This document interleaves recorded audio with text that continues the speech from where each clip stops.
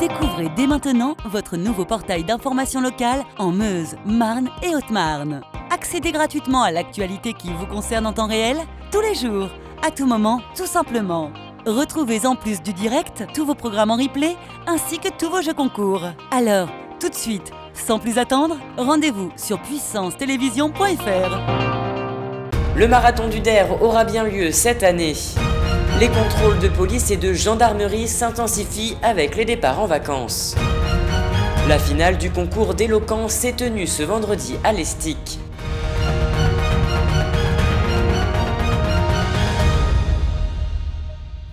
Bonsoir à tous, bienvenue dans votre journal du lundi 22 février 2021 et ouvrons cette édition avec cette bonne nouvelle qui va réjouir les sportifs et sportives.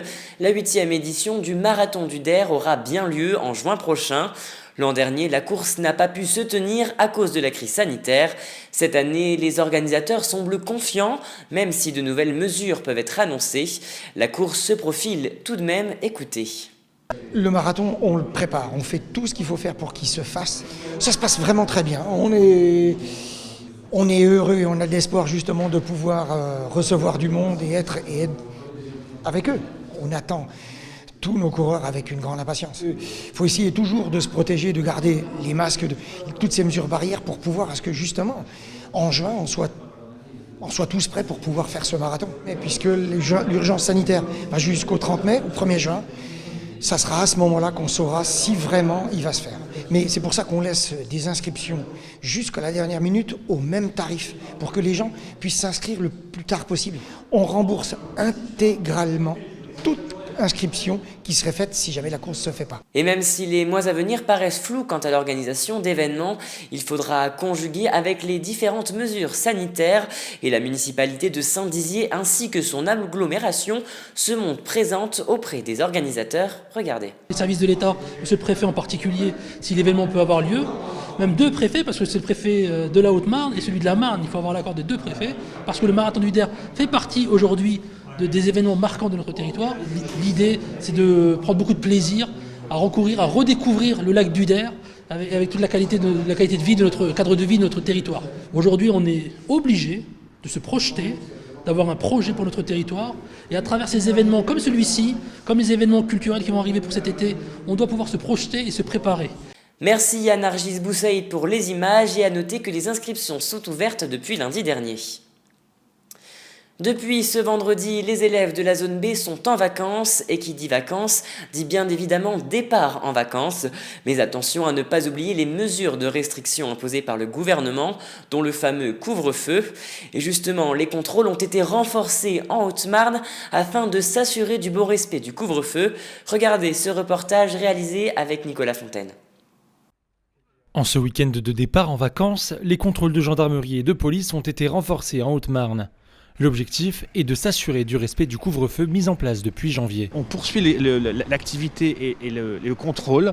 Il n'y a pas une intensification, je dirais, mais plutôt on poursuit ce qu'on a déjà fait, ce qu'on continue à faire week-end après week-end. Dans l'ensemble, la population haut-marnaise semble respectueuse des consignes imposées par le gouvernement. En zone gendarmerie, 300 verbalisations ont été dressées depuis début janvier pour 6300 personnes contrôlées.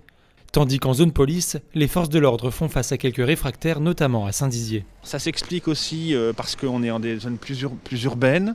Mais en tout cas, voilà, c'est une légère hausse. Donc on est déjà sur une longue période, depuis début janvier. Et donc les contrôles vont continuer à perdurer sur l'ensemble de ce secteur, y compris bien sûr. Même si certains citoyens font part de leur ras-le-bol face au couvre-feu, l'État en tire un bilan positif. Ce qui est important, c'est de continuer à respecter à la fois les règles sanitaires, mais aussi le couvre-feu. Nos chiffres d'incidence baissent, donc ça prouve que ça fonctionne. Concernant la levée de cette mesure, rien n'est encore défini, c'est la situation sanitaire qui guidera les décisions du gouvernement, même si dans les prochains mois, on espère un allègement des restrictions. Et on poursuit cette édition avec la question de la rédaction. On vous a demandé si vous étiez pour ou contre le passeport vaccinal. 1114 personnes ont répondu à ce sondage.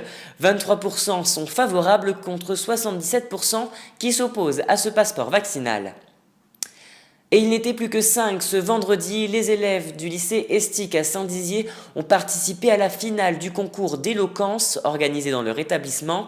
Une épreuve pas facile puisqu'il fallait défendre un texte devant leurs camarades, mais une expérience utile pour l'avenir. Un reportage de Laura Boinet. C'est le dernier jour avant les vacances scolaires, le soleil brille, les élèves sont déguisés. On ressent un petit air de fête au lycée de l'Estique. Ce vendredi, c'était la finale du concours d'éloquence, un événement plébiscité par beaucoup d'établissements pour préparer les lycéens au grand oral, une épreuve du baccalauréat.